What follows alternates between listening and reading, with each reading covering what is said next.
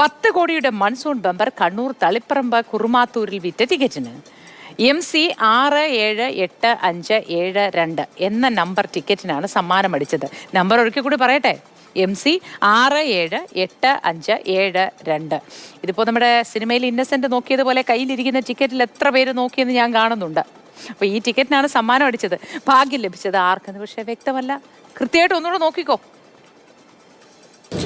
Christmas new year ബമ്പറിന് പിന്നാലെ ഇപ്പോൾ monsoon ബമ്പറും കണ്ണൂരിനെ തേടി എത്തിയിരിക്കുകയാണ്. കുറുമ്പാത്തൂരിലെ AKG ലോട്ടറി സ്റ്റാളിൽ നിന്നും വിറ്റ ടിക്കറ്റിനാണ്.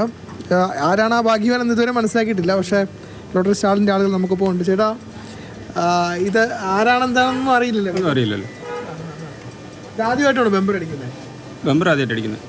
ഫസ്റ്റ് ഇതിന് മുമ്പ് 2 പ്രാവശ്യം ഫസ്റ്റ് പ്രൈസ് അടിച്ചിട്ടുണ്ട്, സെക്കൻഡ് പ്രൈസ് അടിച്ചിട്ടുണ്ട്, 6 പ്രാവശ്യം തേർഡ് അടിച്ചിട്ടുണ്ട്. എത്ര ദിവസം മുമ്പ് വിറ്റ ടിക്കറ്റ്? അങ്ങനെ എന്തെങ്കിലും 2-3 ദിവസമായിട്ടുണ്ടാവുള്ളൂ. സാധനം ടിക്കറ്റ് കൊണ്ടുവന്നിട്ട് 3 ദിവസമേ ഉള്ളൂ. ഈ നാട്ടുകാർ തന്നെ ആകാനാണോ സാധ്യത? ഇത് ഒന്നും പറയാൻ പറ്റില്ല. നമ്മൾ പല സ്ഥലത്ത് നിന്ന് എടുക്കും. കർണാടകത്തിലേക്കുള്ള കൊണ്ട് പോകുന്നുണ്ട്.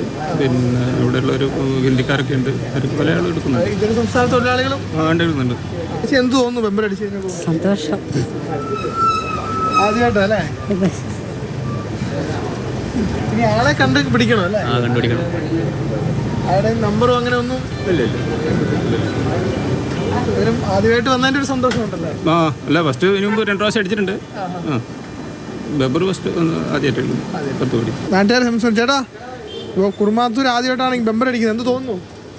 അല്ല, ഇവിടെ ഇപ്പം ബമ്പർ മൂന്നാമത്തെ അടി ഇവിടെ അടിക്കുന്നു. AKG മൂന്നാമത്തത്. ആദ്യം 65 ലക്ഷം, പിന്നെ 70 ലക്ഷം, ഇപ്പോൾ 10 കോടി. എന്ത് തോന്നുന്നു? നിങ്ങൾ ഇവിടുന്ന് എടുക്കാറുണ്ടോ ചേട്ടാ? സ്ഥിരമായിട്ട് എടുക്കാറുണ്ട്. 10 കോടി അടിക്കുന്ന ആദ്യമായിട്ടാണ്. അപ്പോൾ ഇത്രയധികം തുക ബമ്പർ തന്നെ അടിച്ചതിൻ്റെ സന്തോഷമാണ് പങ്കുവയ്ക്കുന്നത്. പക്ഷേ ആരാണ് ഈ ഭാഗ്യവാൻ അല്ലെങ്കിൽ ഭാഗ്യവതി എന്ന് ഇതുവരെ കണ്ടെത്താൻ കഴിഞ്ഞിട്ടില്ല. അതിനുള്ള അന്വേഷണം കൂടി നടത്തുന്നുണ്ട്. കണ്ണൂരിൽ നിന്ന് വിനോദ് മോറാവയ്ക്കൊപ്പം ഫെലിക്സ്, മാതൃഭൂമി ന്യൂസ്.